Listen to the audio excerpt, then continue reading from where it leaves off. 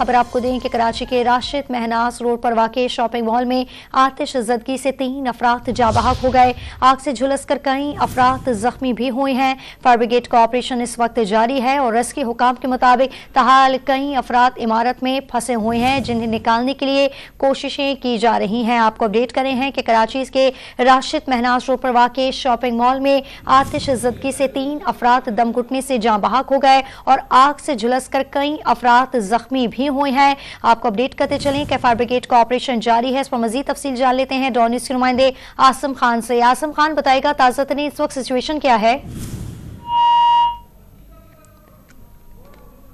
आसिम खान से हम दोबारा राब्ता करने की कोशिश करेंगे। अपने नाज़रीन को बता रहे हैं कि कराची के इलाके राशिद महनास रोड पर वाक़ शॉपिंग मॉल में आतिश ज़दगी से 3 अफराद दम घुटने से जाँ बहक हो गए, जबकि आग से झुलसकर कई अफराद जख्मी भी हुए हैं।